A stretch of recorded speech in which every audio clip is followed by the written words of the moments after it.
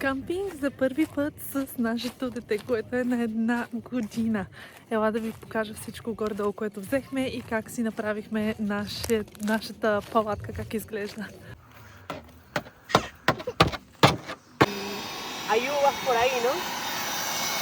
Окей, ето това е нашата палатка. И вътре имаме едно голямо, двойно всъщност легло. Ето така, значи легло с завивките, с чершафа, възглавнички удобни. Леглото е надуваемо, ето този вид легла, които се надуват с машинка. Имаме си прозорчета.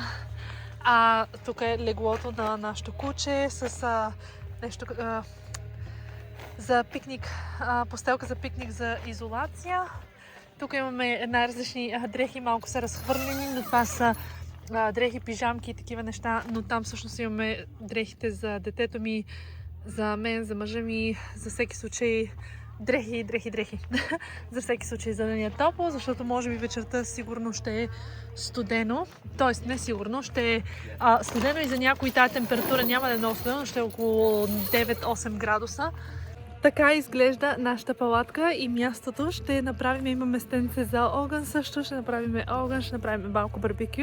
И както казах, тук в Австралия е много типично да се ходи на къмпинг. Австралийците страшно много ходят на къмпинг. Всеки път, когато има почивни дни, събота, неделя или понеделник почивен, събота, неделя, понеделник, всеки ходи на къмпинг, навсякъде къмпинг в природата, къмпинг на плажа.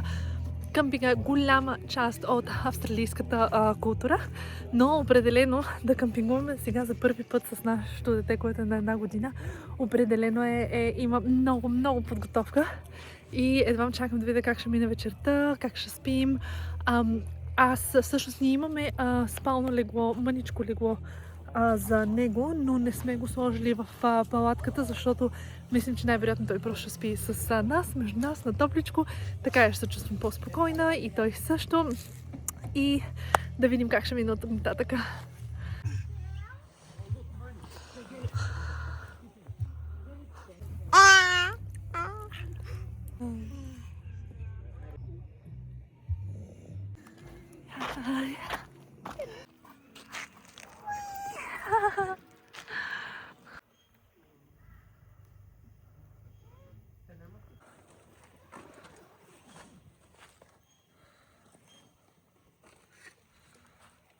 Or a bit.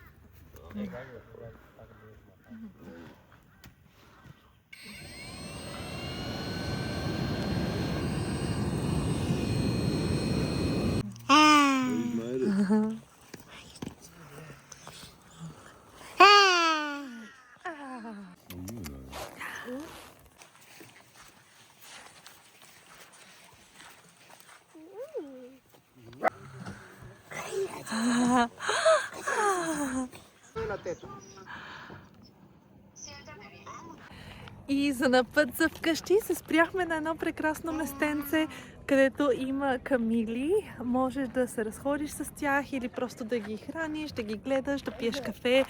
Австралия, ако не се лъжа, мисля, че е мястото, което се изнасят камили за Аравия. Има страшно много камили, въпреки това не са толкова често срещани.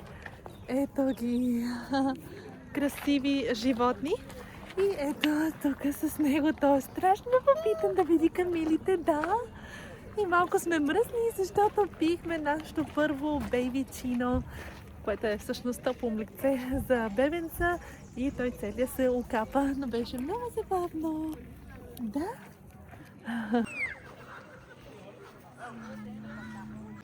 Ето тук ще вземем сега храна, да нахраним камилите. Айде!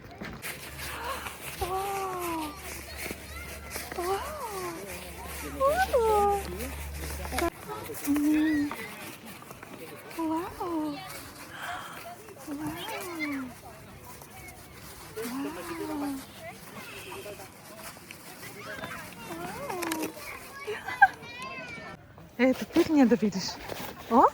Кажи.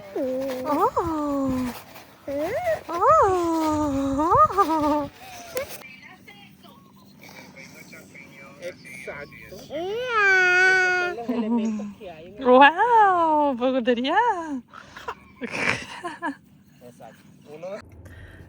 Съвсем набързо си взех една тостерка, която е с домат и сирене, направено от мляко с камила. Ето така изглежда.